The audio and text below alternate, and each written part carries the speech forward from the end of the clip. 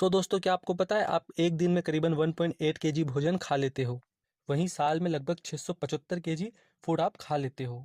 और हमारी तरह सभी जीवित प्राणियों को भोजन की आवश्यकता होती है। किंतु हम जो भोजन खाते हैं वो मुख्यतः कार्बोहाइड्रेट्स, फैट, विटामिन, प्रोटीन या फिर कॉम्प्लेक्स मॉलिक्यूल से मिलकर बना होता है।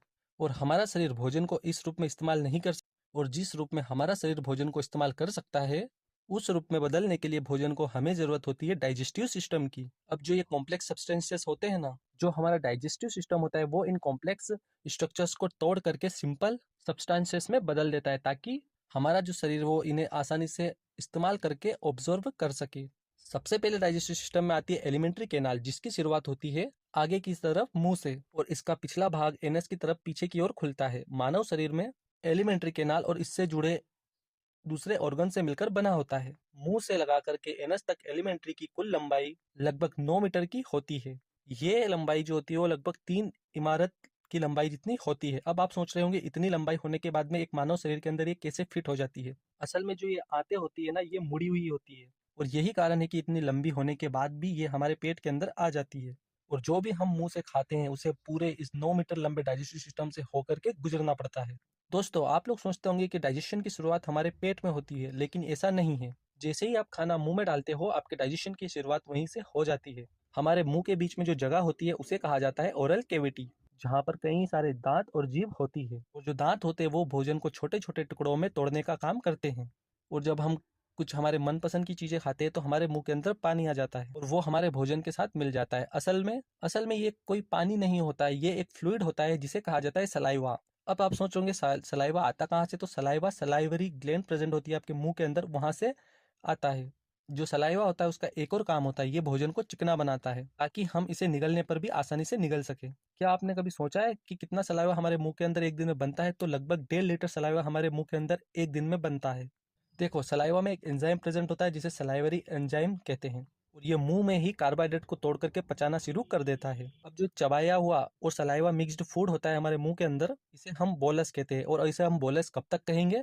जब तक कि ये स्टमक के अंदर नहीं चला जाता है। अब स्टमक में जाने के बाद में और गैस्ट्रिक जूस के साथ में मिलने के बाद में इसी को हम काइम कहेंगे। अब ये जो बोलस को जीभ द्वारा हम पाइप में धकेल देते हैं, इस पाइप का नाम होता है फूड पाइप और इसोफेगस। और यही पाइप मुंह को स्टमक यानी पेट से जोड़कर रखती है। ये एक सिंपल पाइप नहीं है कि जिसमें डायरेक्टली खाना आप ऊपर से डालो और वो नीचे आ जाएगा। जो इसोफेगस होता है उसकी बाहरी परत मसल से बनी बनी होती है, जो कि कॉन्ट्रैक्ट्स और रिलैक्स करती रहती है और एक्सपेंड भी हो सकती है। इस पाइप के अंदर फूड जो होता है वो कॉन्ट्रैक्शन और एक्सपेंशन के थ्रू एंटर करता है। और जो ये मूवमेंट होता है इस पाइप में फूड के द्वारा, जब फूड आता है उसके मूवमेंट के थ्रू नीचे ले जाया जाता है, और जो मूवमेंट होता है उसे पेरिस्टलेटिक मूवमेंट कहते हैं।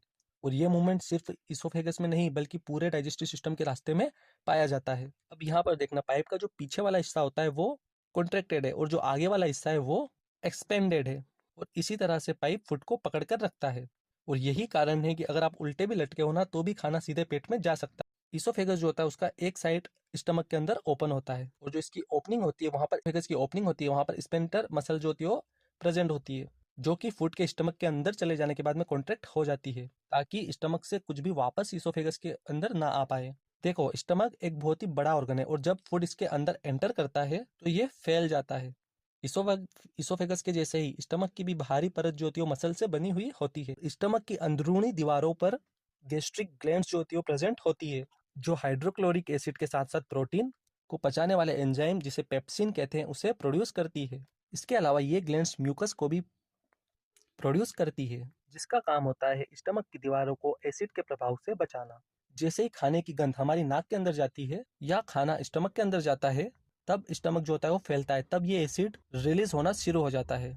क्या आपको पता है हमारे पेट के अंदर दिन में लगभग 1 से 1.5 लीटर गैस्ट्रिक जूस जो होता है प्रोड्यूस होता है। आपने काफी लोगों को सुना होगा शिकायत करते हुए कि उन्हें एसिडिटी है। क्या आपको अब समझ में आया एसिडिटी क्या होती है? स्टमक के अंदर हाइड्रोक्लोरिक एसिड एक एसिडिक मीडियम बनाता है, जिसमें एंजाइम पेप्सिन आसानी से अपना काम जो है वो कर पाता है।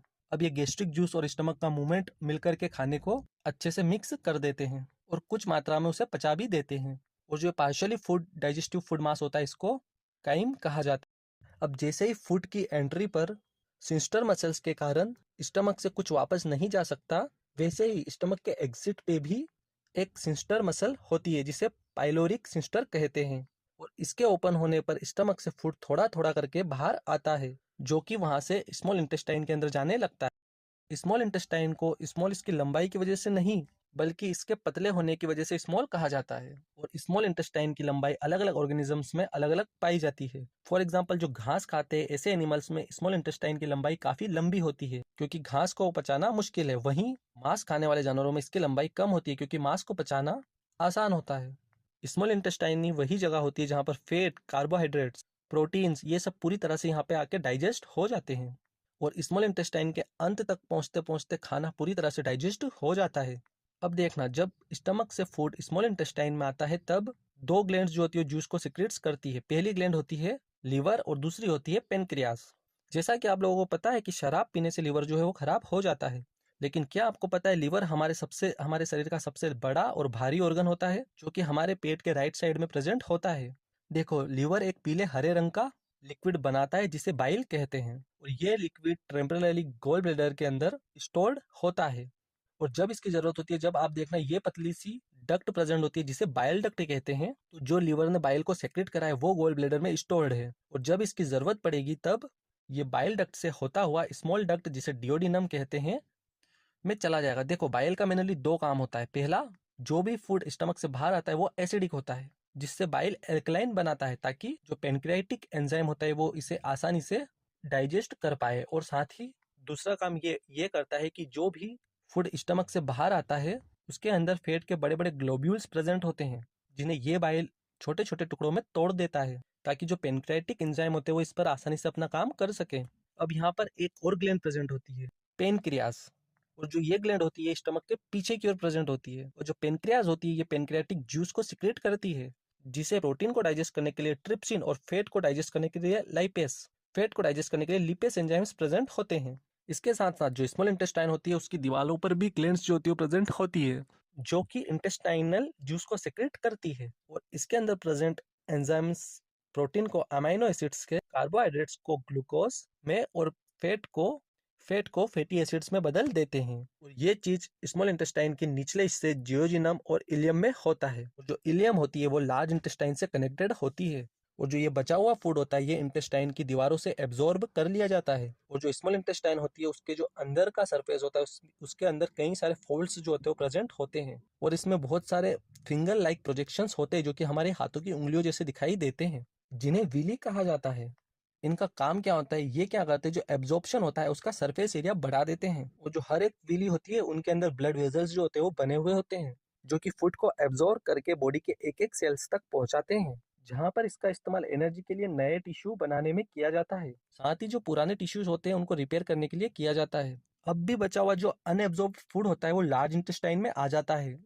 और जहां पर जो लार्ज इंटेस्टाइन की सरफेस होती है वो इसमें से कुछ बचा हुआ पानी होता है उसका एब्जॉर्प्शन करने लगती है। अब लार्ज इंटेस्टाइन के पार्ट्स होते हैं जैसे कि असेंडिंग कोलोन,